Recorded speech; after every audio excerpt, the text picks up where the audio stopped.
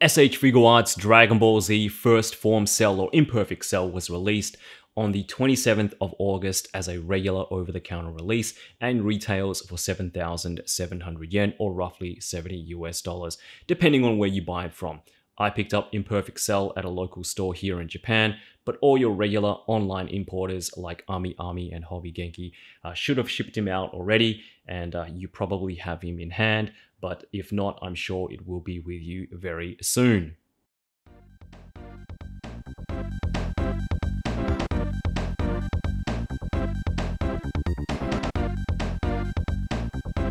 So it's been about 8 years since the release of Perfect Cell way back in 2014. We've had a couple of reissues from the figure with a premium color edition standing right here and an SDCC exclusive, but I can't believe it's taken this long to finally get another form of Cell. And after all this wait, there really is only a couple of things that I feel kind of hold it back from being an almost perfect figure, pun intended. And it's kind of a shame because I feel like, they're things Tamashii could have easily fixed. Well, I don't know that for certain, but I mean, it could have been extremely difficult for the design team or whoever was in charge to do. But if someone at Tamashii just, I guess, tweaked really only these one or two things, for me personally, would have made this figure cooler level flawless. Still, that's not to say Imperfect Cell isn't an impressive release. The sculpt work is impeccable, and the articulation for 95% of the figure, save the ankle articulation, is pretty darn good, making old Cellboy here a lot of fun to mess around with, especially if you have effect accessories from other figures. I found myself doing a lot of posing using all of these blast effects, with Cell pretty much pulling off all the poses pretty effortlessly. So the figure looks great, poses well, then what could be wrong? Well, the biggest issue, again with the puns, is the height or the size of the figure. Now, I'm not an expert when it comes to scaling, but in my mind and from what I've always remembered was that Imperfect Cell was always a tall, lanky character that pretty much towered over most of the Z fighters. He wasn't as big as Semi-Perfect Cell, but he was at least a head taller than Piccolo, not the other way around. The original Perfect Cell release was also a tad small, so I really was hoping Tamashii would have given us a slightly bigger Imperfect Cell.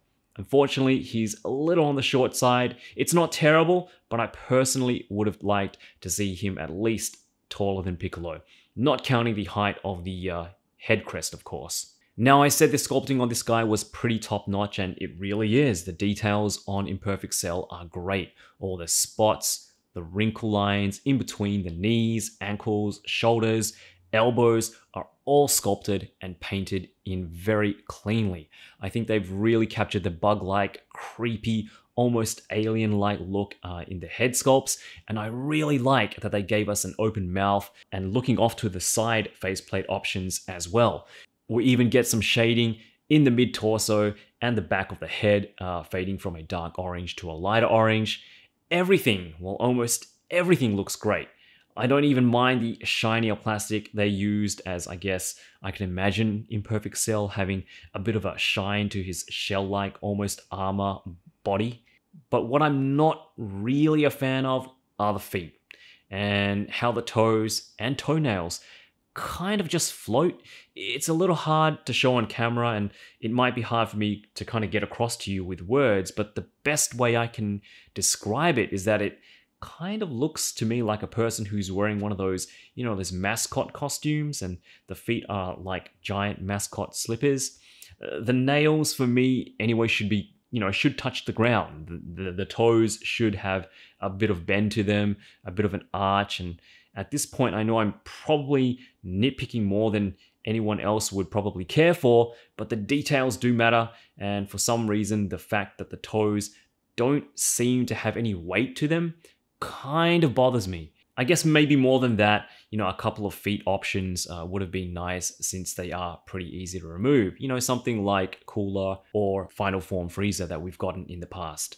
And really, those are the main two gripes I have with this figure. I mean, there are a couple of more hand and arm options I would have liked this release to come with, like a special beam cannon hand and maybe some crossed arm hands, but all in all, like I mentioned earlier, this is a very satisfying figure.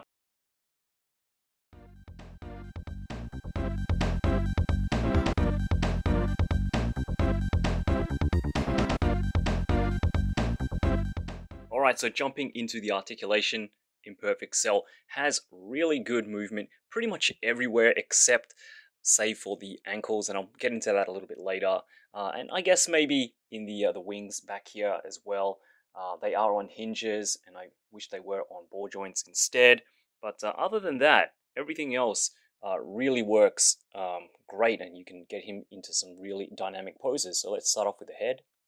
So imperfect cell can look way up, good for those flying poses.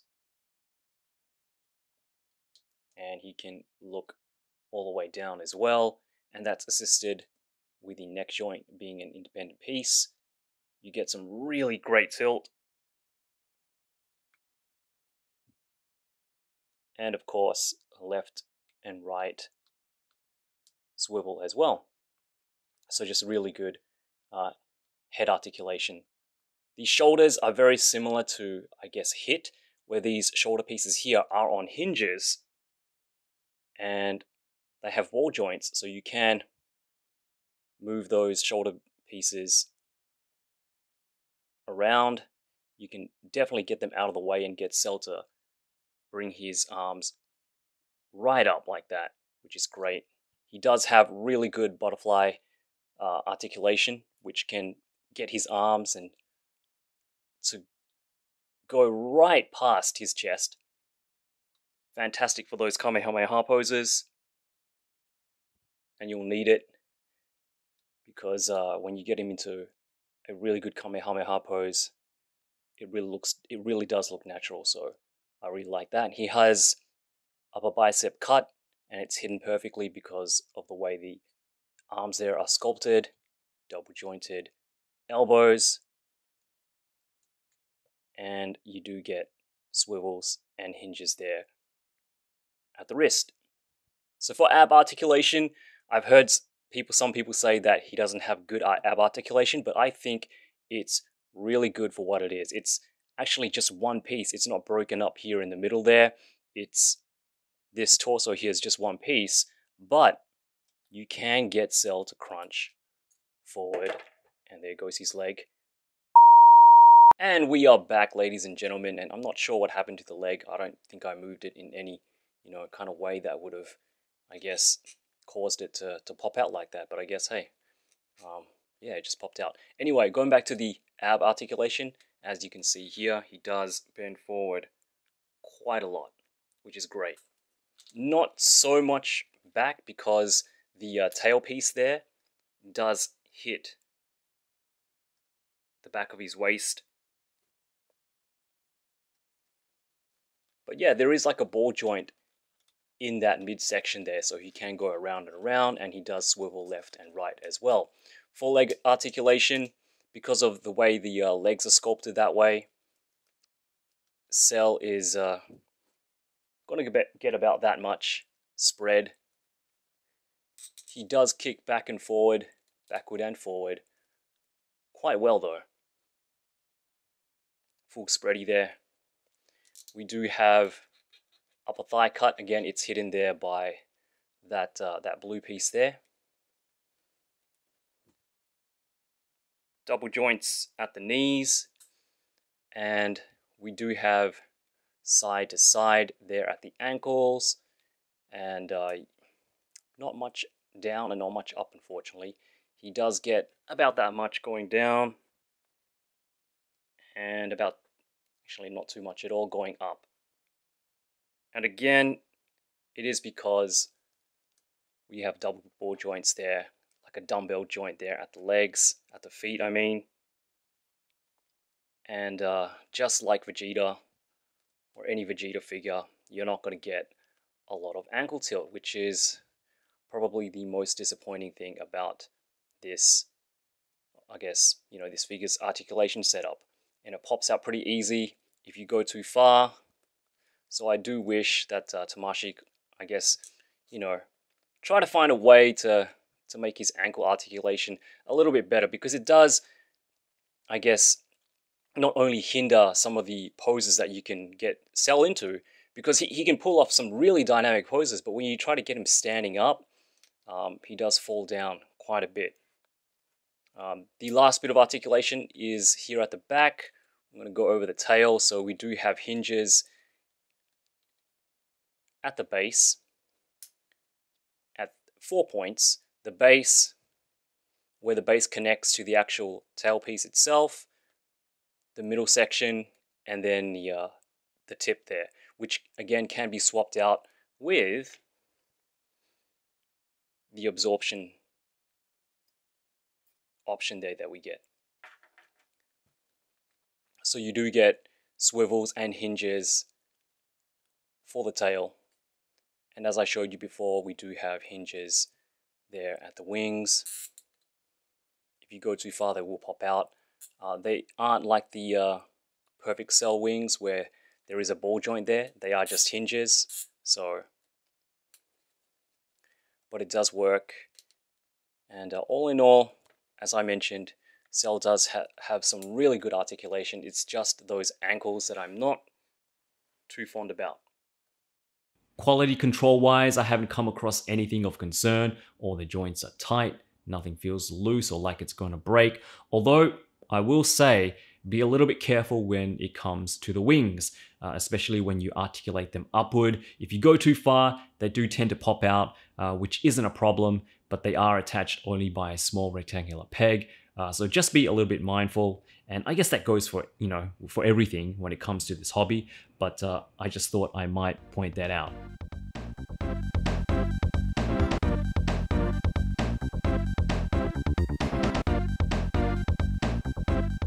So for accessories, we get quite a few little goodies with Imperfect Cell, a couple of fists, some relaxed hands, which I think all figures should come with, a pair of throat choking hands, which will come in handy for choking out Piccolo with one hand, a set of Kamehameha hands, and a pair of open palm blast hands.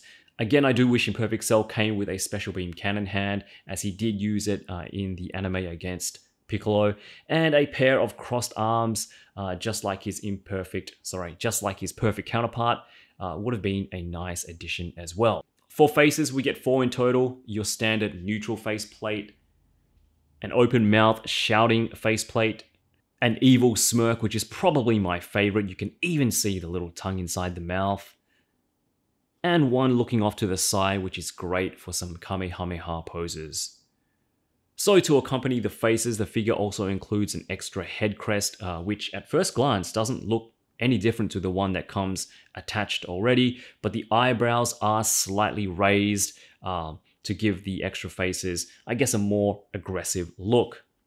So the tail is detachable at the base and the end, so you can swap out the pointy-like needle tip for the absorbing tail end, which I'm so happy that they included. I'm sure you've all seen pictures on Instagram by now, but if you have an Android 17 and you don't mind, pulling him apart at the waist, you could definitely recreate this absorption scene from the anime.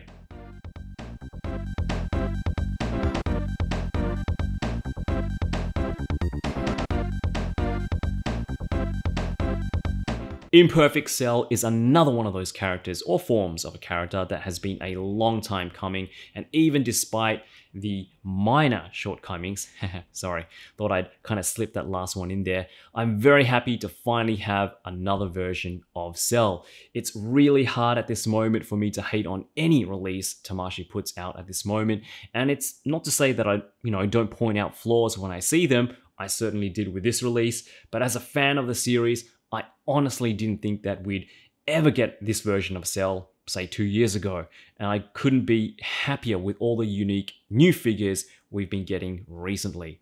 Does this mean Tamashii will give us a semi-perfect Cell sometime in the near future?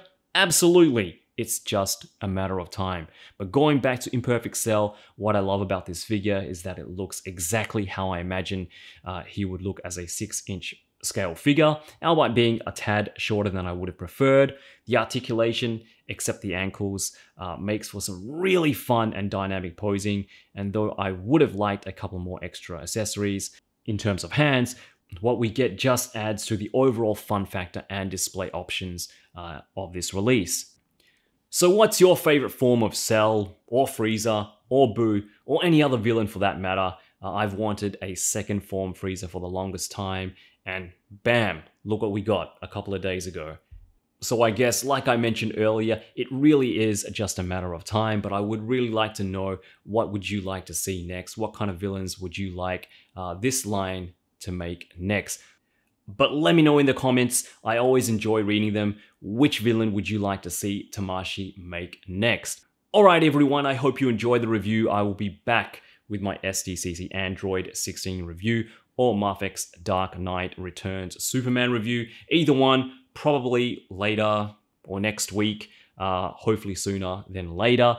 And I hope to see you all back for those reviews as well. Take good care of yourselves out there, be good to your mums, and as always, yoroshiku!